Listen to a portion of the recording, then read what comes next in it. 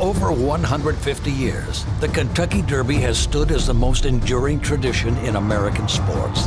And in our time, one stallion is reshaping its legacy. Back-to-back Derby winners. His first son at stud siring another. A dynasty in motion. A motion that again has forward momentum toward Louisville, with another elite crop of 3-year-olds bearing his genes. Spendthrift Farm, home of Into Mischief. Hello everybody, Mike Welch coming to you from a soggy Churchill Downs with the Daily Race Farm Kentucky Derby workout report brought to you by Spendthrift Farm, the home of 6-time reigning champion general sire Into Mischief, whose best crop of 3-year-olds are in 2025, 3 of whom will run in this year's Derby: Citizen Bull, Sovereignty, and Tappan Street. And we will talk a little bit about Citizen Bull later, but it is the weather that was the big topic of conversation around here this morning. Rain yesterday and then overnight this morning. The racetrack was sealed and muddy when we got here this morning. We had about 6 to 8 Oaks horses scheduled to breeze today, and most of those canceled. We did wind up with 3 Oaks workers. We also wound up with 3 Derby workers, not all here. 1 at Churchill Downs, 1 at Keeneland, and 1 at Turfway Park, and managed to get the films of the 2 workouts out of town, so I'll be able to discuss those 2. But we'll start with the action locally, and it all took place during the renovation break. The weather broke long enough for them to open up the racetrack a little bit. It was rated good by the time we got to the Derby Oaks session. And the 1 local Derby worker was flying Mohawk for trainer Whit Beckham, and he worked in company with his Oaks stablemate Drexel Hill, and I thought the team went very well. Flying Monarch was on the inside, Drexel Hill on the outside. Flying Monarch, a little bit better of the pair, as you would probably expect. He was in hand almost the entire way and held a slight edge almost the entire way. Would never let the filly get by him at any point of the work, but to her credit, she hung in there really well with a pretty good racehorse, Flying Monarch. So Mohawk, excuse me. So they went 5 ace in a minute flat, 6 furlongs in 1:12 and 3, galloped out a full 7 ace in 1:26 and 1.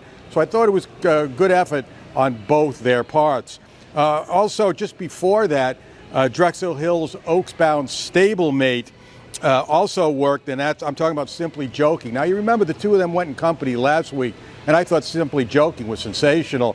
Had Florent Giroux aboard once again today. She went solo this morning, and she tempered her work a little bit. Went slower, easier, but still looked very good. Finished strong, went 24 for the opening quarter, 47.3 for her half, and she too galloped out a long ways, went 1 minute and 3/5, 1:14 and 1. Simply Joking, I couldn't be doing better, really, coming into the Oaks. And Drexel Hill, who was slightly second best to her last week, I thought had a good morning as well. The other local Oaks worker is actually the favorite for the race, and that is Good Cheer for trainer Brad Cox, and she had another good morning as well. She was really in maintenance mode today. She did go with a stablemate.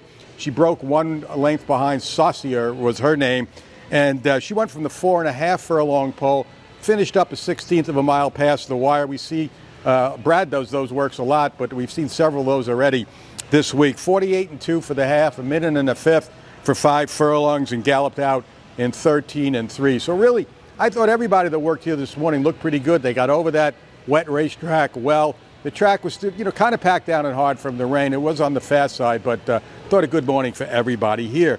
Turning back to the Derby workers around the country, we also had a Grande for trainer Todd Pletcher over at Keeneland, and he just beat the rain up there from what I was told.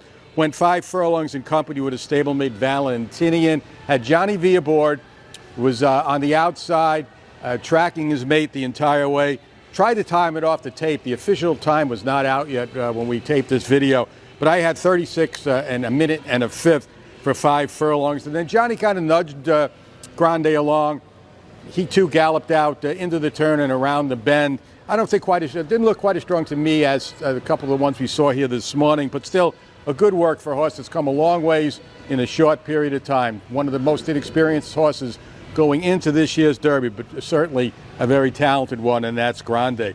And also at Turfway Park, again, fortunate to get the film of the work from the Churchill Downs media department, and it was Chunk of Gold, and I like what I saw from Chunk of Gold. Went 5 ace from the half, 47.3 to the wire, 59 and 1. completing the move into the turn. Also had a stablemate as kind of a target, rated early, finished well, was easing away at the end. The tape shut off as he was going around the turn, but it looked like he was in the midst of a really solid, what would have been times 6 furlong gallop out as well. So thumb up for Chunk of Gold as well.